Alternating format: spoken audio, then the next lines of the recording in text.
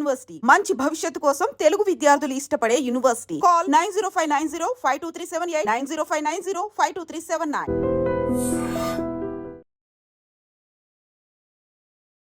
నమస్కారం, welcome to I dream. నేను మీ విజిత. ప్రస్తుతం మనతో పాటు ఉన్నారు మోటివేషనల్ స్పీకర్ ఉషా కస్తూరి గారు. ఇప్పుడు వారితో మాట్లాడి మరిన్ని మంచి మంచి విషయాలు, అసలు ఇప్పుడు సమాజంలో జరుగుతున్న విషయాలు ఏంటి, ఇవన్నీ జరగటం వెనకాల ఎవరి తప్పు ఉంది, ఎక్కడ లోపం ఉంది, ఇలాంటి విషయాలు వారితో మాట్లాడి తెలుసుకునే ప్రయత్నం చేద్దాం. నమస్తే అమ్మా. నమస్తే అమ్మ. ప్రస్తుత పరిస్థితుల్లో ప్రతిదీ కూడా ఒక తలనొప్పి. అందులో భాగంగా తీసుకుంటే ప్రశ్నించడం. వాళ్ళు అంటే ఎదుటి వాళ్ళు అది అడిగే విధానం, అది వాళ్ళ వే ఆఫ్ టాకింగ్, వాళ్ళు అడిగే విధానం కరెక్ట్గా ఉన్నా కూడా తీసుకునే వాళ్ళు అది అంటే నువ్వు నన్ను ప్రశ్నిస్తున్నావా, నువ్వు ప్రశ్నిస్తే నాకు నచ్చదు, ఇలా ఎందుకు అడిగావు, అలా ఎందుకు అడిగావు, వాళ్ళు కరెక్ట్గానే అడుగుతున్నారేమో కానీ వీళ్ళు తీసుకునేది మాత్రం చాలా వంకరగా తీసుకుంటారు దాన్ని.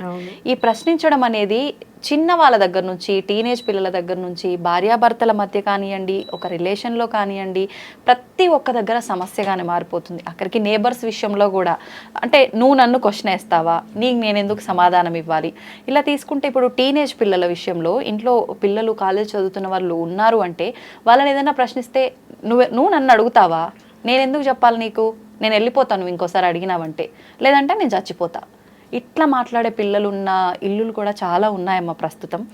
సేమ్ భార్యాభర్తల విషయంలో కూడా అలానే జరుగుతోంది.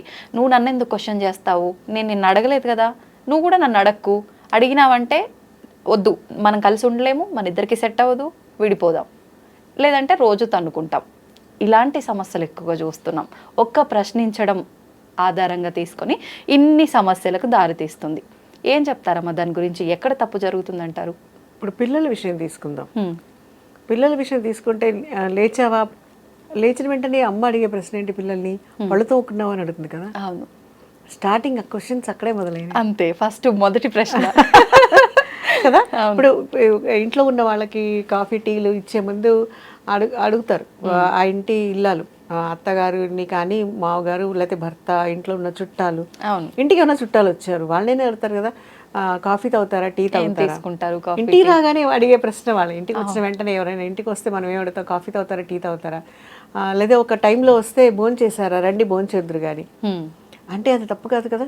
అవును, అది అత్తరికి నేను భోజనం చేస్తే వీళ్ళకెందుకు, భోజనం చేయకపోతే వీళ్ళకెందుకు, కాఫీ కావాలా టీ తాగాల. కొంతమంది ఉంటారు ఈ కాఫీ తాగుతారా, టీ తాగుతారా, ఎందుకంటే చాయిస్ ఉంది కాబట్టి అడుగుతున్నారు కదా. అడిగినప్పుడు వాళ్ళు కాఫీయా టీ అని అడుగుతారేంటి, మర్యాద ఏదో ఒకటి తెచ్చియాలి కదా, తెచ్చిన తర్వాత తాకపోతే అడగటం ఏంటి, ఇవ్వాలి కదా, ఇంటికి వచ్చిన వాళ్ళకి మర్యాద చేయాలి కదా. నీ చాయిస్ అడుగుతున్నారు, బీ హ్యాపీ ఫర్ దట్. అవును, వాళ్ళు నీకు చాయిస్ అడుగుతున్నారు, కాఫీ తాగుతావా, టీ తాగుతావా, లేకపోతే బ్లాక్ టీ ఉంది తాగుతారా, మన ఇంట్లో ఉన్న ఆప్షన్స్ అన్ని అడుగుతున్నాం కదా. అంటే ఇష్టం లేదు తెచ్చిచ్చి వాళ్ళకి ఇబ్బంది పెట్టే కన్నా వాళ్ళకి నచ్చింది ఇద్దామనే ఆలోచన వీళ్ళది. అంతే కదా. ఇప్పుడు వాడు మజ్జిగ ఎలర్జీ అనుకో, తీసుకొచ్చి ఇప్పుడు ఎండలో వచ్చాడు కదా అని మజ్జిగ ఇస్తే వాడు వాడికి చిరాకే కదా వస్తుంది. అడగలేదు, అవును, మజ్జిగ తాగుతారని అడగలేదు, లేదంటే అడగచ్చు. ఇప్పుడు అడిగిన తర్వాత వాడికి ఎప్పుడు టీ తాగే అలవాటే ఉండుండొచ్చు, అప్పుడు ఆవిడ మజ్జిగ తీసుకొచ్చి ఇస్తే టీ ఇవ్వలేదనే క్వశ్చన్ వస్తుంది కదా. They are asking your choice, ఏం తాగుతావు, ఏం తింటావు అని అడుగుతారు. అదే పిల్లలతో, ఇప్పుడు పిల్లల విషయానికి వస్తే పొద్దున్నే పళ్ళు తోకున్నావా, టైం అవుతుంది కదా, స్కూల్కి వెళ్ళవా, లేటుగా ఇప్పుడు పిల్లలు డ్రాక్ చేస్తారు కొంతమంది, త్వరగా తయారవ్వరు. అప్పుడు అమ్మ అడిగే ప్రశ్న ఏంటి, అమ్మ నాన్నగారు ఇంట్లో ఉన్న వాళ్ళు కానీ అడుగుతారు, వాళ్ళు స్కూల్కి వెళ్ళవా అని అడుగుతారు. అవును, ఏం వెళ్ళే ఉద్దేశం లేదా అడుగుతారు కదా. ఇప్పుడు ఆ ప్రశ్నని వాళ్ళు ఎలా తీసుకుంటారు, ఆ పిల్లలకి ఆ అడగటం క్వశ్చన్స్ ఎందుకు అడుగుతారు చిన్నప్పటి నుంచి అంటే, వీడు పెద్ద అయ్యాక ఎలాంటి ప్రశ్ననైనా వినవలసి వస్తే విని రెస్పాండ్ అవ్వాలన్న ఒక జ్ఞానం అప్పుడు పెరుగుతుంది. ఇప్పుడు నిద్ర లేచిన వెంటనే పళ్ళు తోకలేదా అంటే వాడు తోకోవచ్చు, తోకోకుండా ఉండవచ్చు, అంతే కదా. అది ఆ క్వశ్చన్స్ వినడం అన్నది అంటే విన్న తర్వాత అమ్మో టైం అయిపోయింది, లేట్ అవుతుంది, ఇంకా పళ్ళు తోముకోలేదు అన్న భయం కూడా పిల్లల్లో ఉండాలి, ఉంటుంది. ఆటోమేటిక్గా అడుగుతుంది, రోజు అడిగే క్వశ్చన్ అమ్మ కానీ నాన్న కానీ అడుగుతారు కదా. ఇది లేదనుకో, బాక్స్ తీసుకొస్తే ఇప్పుడు స్కూల్ నుంచి వచ్చిన తర్వాత బాక్స్ తీసుకొచ్చి పడేసినప్పుడు తినలేదు, నిండా ఉంది, క్వశ్చన్ అడుగుతుంది కదా అమ్మ, అడుగుతుంది, ఎందుకు తినలేదు, ఒంట్లో బాగాలేదా, లేకపోతే తీసుకెళ్ళింది పాడైపోయిందా, బయట తిన్నావా, ఇన్ని క్వశ్చన్స్ వస్తాయి. ఇప్పుడు వస్తాయి, తప్పులేదు కదా ఇది అడిగితే. నా ఇష్టం నేను తినలేదు అనే సమాధానం చెప్పే పిల్లలు కూడా ఉన్నారు ఈరోజు, వాళ్ళే ఎక్కువగా ఉన్నారు. అంటే ఏంటంటే చిన్నప్పటి నుంచి వీళ్ళకి పழுదోకున్నావా అంటే కూడా నచ్చని సెంటిమెంట్ అనమాట. అంటే ఇప్పుడు వీళ్ళకి నచ్చట్లేదు మనం క్వశ్చన్ చేస్తే అని చెప్పి మనం అడగటం వదిలేయాలా, ఎలా ఎలా మేనేజ్ చేయాలమ్మా ఈ సిచ్యువేషన్ని? ఈ సిచ్యువేషన్ మేనేజ్ చేయటం అంటే ఫస్ట్ వాళ్ళని ఆ క్వశ్చన్ ఎందుకు అడగాల్సి వచ్చిందో చెప్పాలి. ఇప్పుడు అంటే నో డౌట్ అడిగే పద్ధతిలో కూడా ఉంటుంది.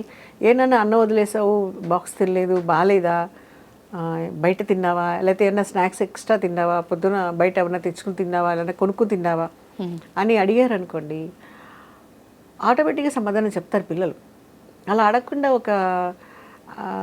కొంతమంది పారేసావేంటి అని అడగకుండా ఏమైందిరా వదిలేసా బాగాలేదా అంటే సమాధానం వేరుగా వస్తుంది. అంటే అంత కష్టపడి పొద్దున్నే నేను మీకోసం లేచి వండితే నువ్వు తినకుండా తీసుకొస్తావా అని ర్యాష్గా మాట్లాడతా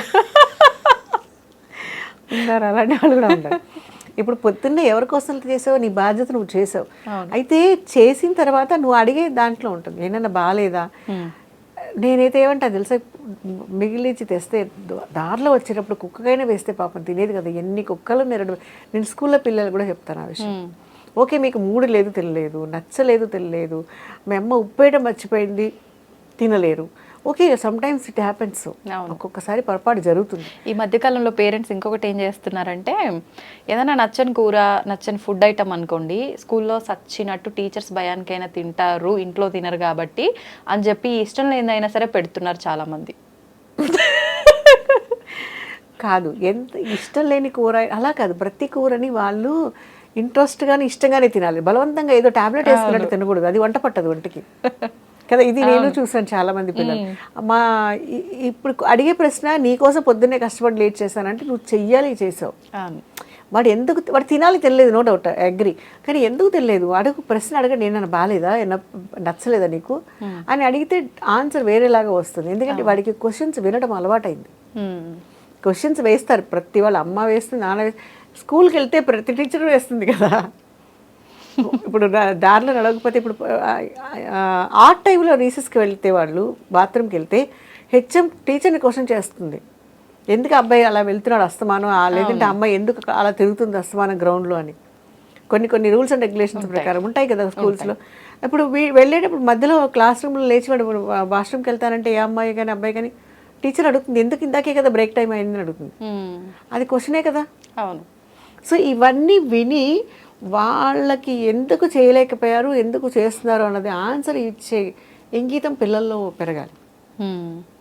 ఇది పెరగాలంటే మొదల నుంచి వాళ్ళు కొంతమంది ప్రశ్నే అడుగుతారు, ఆన్సర్ ఎదురు చూడరు. చూసేవాళ్ళు ఏదో మన కాలీగ్స్లోనే ఉంటారు, చుట్టుపక్కలే ఉంటారు మనుషులు, ప్రశ్న వేస్తారు మిమ్మల్ని. They don't wait for your answer. అడగాలి, అడిగేశారు.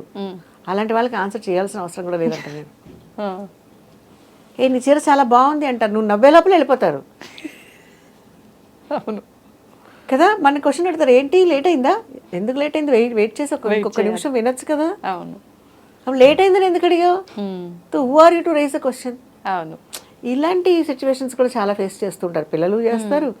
ఇప్పుడు టీచర్ హోంవర్క్ ఎందుకు చేయలేదు అని అడిగితే పిల్లలు రెడీమేడ్గా చెప్పే ఆన్సర్ మర్చిపోయానని చెప్పర్లే, జ్వరం వచ్చిందనో కరెంట్ పోయిందనో, లేకపోతే బుక్ తీసుకురాకుండా మర్చిపోయానని చెప్తూ ఉంటారు. అవును. సో ఇవన్నీ కామన్గా ఉండే ఆన్సర్. వాళ్ళు ఎంత థ్రిల్ ఫీల్ అవుతారో అలాంటి ఆన్సర్ చెప్పేటప్పుడు పిల్లలు, వాళ్ళకి భలే కిక్ వస్తుంది, నాకు తెలుసు ఆ విషయం. 29 సంవత్సరాల ఎక్స్పీరియన్స్. నిజం. నేను వెంటనే అడుగుతాను, మర్చిపోయావా, వెరీ గుడ్, బట్ రోజు మర్చిపోతే బాగోదు కదా, నిన్ను రిజల్ట్స్ అప్పుడు నేను కూడా మర్చిపోతానంట నేను. అది నిజంగా పిల్లలు భలే థ్రిల్ ఫీల్ అవుతారు. ఇప్పుడు నేను ఇలా అన్న తర్వాత వాళ్ళు ఏ టీచర్ అని ఇలా అందనుకోండి, స్కూల్ వాళ్ళకని ఇలా అన్నారు అనుకోండి, అంటే చూడు ఇప్పుడు మనం కూడా ర్యాష్గా చెప్పాలా, but we gave a warning to them. అవును. రిజల్ట్స్ టైంలో నిన్ను బోర్డు మర్చిపోతుంది, 10th క్లాస్లో, ఇంటర్మీడియట్లో బోర్డ్ ఆఫ్ ఎడ్యుకేషన్ మర్చిపోతుంది నిన్ను అంటే వాడికి షాక్, అదే జోర్కా జట్కా ధీరేసేలాగా అంటారే అట్లా ఉంటుంది వాడి పరిస్థితి. వాడికి ట్రీట్మెంట్ ఇచ్చారు కానీ ఆ నొప్పి తెలియక పిల్లలు అనుకుంటారు తిట్టిందా పొగిడిందా అర్థం కాదు వాళ్ళకి, బట్ దే రియలైజ్, ఆలోచిస్తారు. అమ్మో నిజమే కదా, బోర్డు మర్చిపోతే నా నెంబర్, నేను రాసిన పేపర్ దిద్దడం మర్చిపోతే, గుర్తుపెట్టుకో నీ పేపర్ రాయడం దిద్దడం కూడా మర్చిపోతారు. ఇది అమ్మా నాన్నలు కూడా ఇలాగే ట్రీట్ చేయొచ్చు. అంటే నో నీడ్ టు, అంటే not necessary to react every time. వాళ్ళకి ఒక రెస్పాన్సిబిలిటీ నేర్పించాలి చిన్నప్పటి నుంచి. ఇందాక ఇప్పుడు చెప్పాను కదా రాలేదు, ఓకే, అప్పుడు హోంవర్క్ చేయడం వాడికి రాలేదు, హోంవర్క్ చేయలేదా అని అడగచ్చు.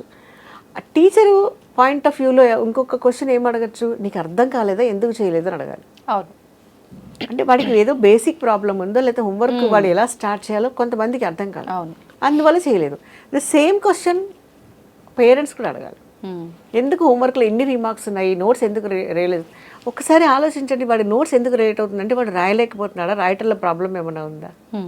ఇవి లేకుండా మనం every time punishment point of వ్యూలో మాట్లాడామనుకోండి, వాడు అసలు నోట్స్ రాయడానికి ఇష్టపడాడు, హోంవర్క్ కంప్లీట్ చేయడానికి ఇష్టపడాడు. ఆ పిల్లలలో ఆ మైండ్ సెట్ రాదు. దీనికి బాధ్యత వీళ్ళే వహించుకోవాలి. లాస్ట్లో బాధపడేది వీళ్ళే. ఇప్పుడు ఒక కిడ్ అంటే ఒక ఇంట్లో ఒక పిల్లవాడు స్కూల్ స్టడీస్లో డిలే అయినా, లేట్ అయినా, డ్యామేజ్ అయినా పేరెంట్స్ ఎంత బాధపడతారో ఈక్వల్ అమౌంట్ ఒక టీచర్ కూడా బాధపడుతుంది. అయ్యో కొంచెం పాస్ అయిపోతే బాగుండేది. ర్యాంకులు వచ్చిన వాళ్ళ సెలబ్రేషన్ నడుస్తూ ఉన్నా కానీ అబ్బా వీళ్ళిద్దరూ కూడా కొంచెం ఇంకా 2 మార్కులు వస్తే 35% వచ్చి పాస్ అయిపోతే ఎంత బాగుండేదో, వీళ్ళ మొహం చూడటం కష్టంగా ఉంటుంది టీచర్కి, ఎందుకంటే అటాచ్మెంట్ అలాంటిది.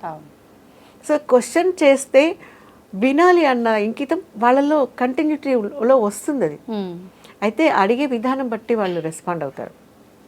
ఇదే కంటిన్యూషన్ ఒక ఇంట్లో తల్లి పిల్లల మధ్యలో కానీ, ఇప్పుడు ఇది అలవాట్లేదు అనుకో, ఇంత లేట్గా ఎందుకు వచ్చావు అని అడిగితే నువ్వే లేట్ అయింది అంటాడు. ఆన్సర్ కాదు కదా అది. అవును. ఇంటికి లేట్ అయింది, అమ్మ కొడుకుని అడగని, తండ్రి కూతుర్ని అడగని, మొగుడు పెళ్ళాన్ని అడగని, పెళ్ళ మొగుడిని అడగని, లేట్ అయింది కాబట్టి అడుగుతున్నారు. ఎందుకు అయిందన్న సంగతి మనం చెప్పాలి.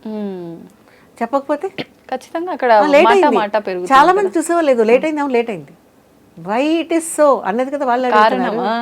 వాళ్ళ కారణం ట్రాఫిక్లో జామ్ అయిందో, లేకపోతే లేట్గా బయలుదేరానో, ఆఫీస్లో పని ఉందో, లేకపోతే కాలేజీలో ఏదో ఉందో, లేదా ఫ్రెండ్స్తో మాట్లాడాను, లేట్ అయింది. ఒక రీజన్ చెప్పాలి కదా. ఆ రీజన్ చెప్పే అలవాటు లేకుండా వాళ్ళు ఉండిపోయి ఇదే రీజన్ లేని ఒక స్టబ్బన్ ఆన్సర్ ఇది వినడం వీళ్ళకి అలవాటు అయిపోయింది అనుకో, ఇది తర్వాత భరించలేని ఆన్సర్ అయిపోతుంది. అవును. అదే నువ్వు అడిగితే నేను ఇంట్లోంచి వెళ్ళిపోతానన్న స్థాయికి ఎదిగిపోతారు. అంతే కదా. అంతే. అంటే ఫస్ట్ నుంచి వాళ్ళకి ఆన్సర్ ప్రాపర్గా ఇవ్వటం అలవాట్లేదు. ఇప్పుడు నాకు ఇష్టం లేదు నేను తిన్ను, నాకు చిరాగ్గా ఉంది నేను తిన్ను, fine, some answer it is. అవును. అంతే తప్ప నేను తిన్నంటే ఎందుకు తినవు, అడిగే హక్కు ఎవరికైనా ఉంటుంది. ఇప్పుడు తల్లికి ఉండే హక్కు. అవును. అదే హోంవర్క్ చేయలేదు, నేను చేయను అన్నాడు అనుకో పిల్లాడు, ఎందుకు చేయవు, రీజన్ ఏంటి, ఎందుకు చేయట్లేదు, ఒంట్లో బాగాలేదా? మీరు ఒక పిల్లవాడిని అమ్మ కన్నా కూడా టీచర్ స్కూల్లో చెప్తున్నా నేను, ఒక slow learners, we should not say చదవని వాళ్ళని అన్నాను నేను, ఆ స్లోగా వెళ్ళే వాళ్ళని ఒక క్వశ్చన్ కొంచెం ఎమోషనల్గా అడగండి. ఏమైంది, ఇంట్లో టైం లేదా, కరెంట్ లేదా, ఇంట్లో ఎవరైనా డిస్టర్బ్ చేశారా, లేకపోతే ఇంట్లో ఎవరైనా వద్దన్నారా, ఏమైంది నీకు, ఎందుకు నాన్న అర్థం కాలేదా, ఎందుకు రాలేదు అంటే వాడు బర్స్ట్ అయిపోతాడు, బ్రేక్ అయిపోతాడు వాడు. ఆ పిల్లలు అప్పుడు వాళ్ళు ఎమోషన్ వాళ్ళ బయటకు వస్తుంది, అసలు రీజన్ ఏంటో తెలుస్తుంది కదా. ఇదే క్వశ్చన్ చేయటం, ఆన్సర్ చేయటం అలవాటు లేకపోతే, ఇప్పుడు మొగుడు పిల్లం ఆన్సర్ చేయకపోతే, ఇప్పుడు ఏమైంది ఆఫీస్లో లేట్ అయింది, నువ్వు ఎక్కడికి వెళ్ళావు, ఎందుకు వెళ్ళావు తెలియాలి కదా. ఏదో ఉంది కాబట్టి నువ్వు ఆన్సర్ చేయట్లేదు, ఈ డౌట్ వస్తుంది. ఒకవేళ ఏమీ లేకపోయినా ఆన్సర్ చేయడం ఇష్టం లేని ఆన్సర్ అవును లేట్ అయింది అని చెప్పారనుకో, అనుమానం పెరుగుతుంది ఖచ్చితంగా కదా. ఏదో something is they are hiding. అవును. వీళ్ళేదో మన నుంచి దాస్తున్నారు, ఏదో జరగకూడదు జరుగుతోంది అన్న అనుమానం బయలుదేరుతుంది. అనుమానం మించిన రోగానికి అసలు దానికి మందే లేదు. కానీ ఇక్కడ తెలుసుకోవాల్సింది ఏంటంటే, మీరు చెప్పకపోవడం వల్లే ఆ చిన్న సమాధానం కరెక్ట్ గా ఇన్ని సమస్యలకు దారి తీస్తుంది. స్టేజ్ బై స్టేజ్, అంతే. ఒక్కొక్క స్టేజ్ లోనూ ఆన్సర్ సరిగ్గా లేకపోతే ఒకలాంటి ఎమోషన్ బాండ్ రెండు పోతాయి కదా. అవును. వీడు తినలే అని ఏదో ఒకటి చేసి పడేస్తుంటారు. ఇంకోటి ఇంతకు స్కూల్లో పిల్లలు తింటారు బలవంతంగా అన్నా కదా, వాళ్ళు ఇష్టపడి తినాలి. టీచర్ ఇచ్చిన ఫుడ్ని పనిష్మెంట్లో తింటే ఎన్ని రోజులు టీచర్ పనిష్మెంట్గా పెట్టగలదు పాపం. నువ్వు ఇంట్లో ఒక్కడి చేత ఒక కూర ఒక వండిన పప్పు తినిపించలేవు. అమ్మ 40 మందికి ఆ టీచర్ అంటే బద్దం పట్టుకుంటది కదా, స్ట్రిక్ట్ గా చెప్తుంది. ఎంత స్మార్ట్ గా హైడ్ చేయగలరు వాడు తెలుసా. పిల్లల విషయంలో అస్సలు కెనాట్ అండర్ ఎస్టిమేట్ దెమ్. వాళ్ళు పిల్లలు కాదు, పిడుగులు. అదే వాళ్ళని మోల్డ్ చేయడం కూడా వాళ్ళ వేలోనే వెళ్ళాలి. అవును అవును. వాళ్ళ వేలోనే వెళ్తే వాళ్ళు ఈజీగా మోల్డ్ అయిపోతారు. పిల్లలు ఎలాంటి పిల్లలైనా మోల్డ్ చేయొచ్చు అనుకుంటాం, కానీ వాళ్ళు ఎక్కడ లొంగుతారో, ఎక్కడ వాళ్ళు మనకి కనెక్ట్ అవుతారో అన్నది మాత్రం టీచర్కి ఆలోచించాలి. టీచర్కి అంత పేషెన్స్ ఉండాలి, అందులో డౌటే లేదు. ఎందుకంటే పూర్తి సమాజం ఒక డెవలప్మెంట్ కానీ ఒక నాశనం కానీ టీచర్స్ చేతిలోనే ఉంది. ఇది మాత్రం డౌట్ లేదు. టీచర్లకు చాలామంది కోపం వస్తుంది, ఇప్పుడు ఎన్ని కమెంట్స్ వస్తాయి, I don't mind for that one. Teachers చేతిలోనే ఉంది. ఒక టీచర్ని 3 తరాలు గుర్తుపెట్టుకుంటాయి. మా నాన్న చదివేటప్పుడు ఆ టీచర్ వల్ల మా నాన్నకి మంచి బాగా వచ్చిందని కొడుకు చెప్తాడు, మా అబ్బాయిని బాగా చదివిస్తుంది టీచర్ అని వాళ్ళు చెప్పుకుంటారు, మా మనవడు స్కూల్కి వెళ్తుంటే ఎంత బాగుందో ఆ స్కూల్, ఆ టీచర్ వల్ల మా మనవడు అన్నిటికీ బాగుపడ్డాడు, మా మనవరాలు బాగా చదువుతుందని వాళ్ళు చెప్పుకుంటారు. 3 తరాలు గుర్తుపెట్టుకుంటాయి ఒక టీచర్ని. ఆ విషయం మర్చిపోతున్నారు టీచర్స్. అంతే, అంటే తల్లిదండ్రుల పాత్ర ఎంత ఉంటుందో ఒక పర్సన్ కి, గురువు పాత్ర కూడా అంతే డెఫినెట్లీ. ఒక్కోసారి అమ్మా నాన్న దగ్గర బయటికి చెప్పలేని విషయాలు కూడా టీచర్స్ చెప్పుకుంటారు, వాళ్ళు కొంచెం కనెక్ట్ అయితే కనుక. అవును, ఆ అటాచ్మెంట్ డిఫరెంట్గా ఉంటుంది. థ్యాంక్ యూ మా, నిజంగా చాలా క్లియర్గా ఎక్స్ప్లెయిన్ చేశారు. నిజంగా మీరు చెప్పినవన్నీ కూడా వాస్తవాలు. నిజంగా ఒక ప్రశ్నించడమే కాదు, అంటే రకరకాలుగా అడిగింది ఇవ్వలేదనో ఇలాంటివి చాలా రకాలుగా చూస్తున్నాం. అంటే ఎక్కడ తప్పు జరుగుతోంది అనేది అర్థం చేసుకొని కనుక, అంటే పిల్లలకు అంత మెచ్యూరిటీ ఉంటుందో లేదో, కనీసం పెద్ద వాళ్ళ విషయంలో కూడా ఇలాంటివి జరుగుతున్నాయి కాబట్టి అది చూసుకొని కనుక మనం మన కదలికని మొదలు పెడితే ఇలాంటి వాటికి దారి తీయకుండా ఉంటుందని అనుకుందాం. థ్యాంక్ యూ అమ్మా, థ్యాంక్ యూ వెరీ మచ్.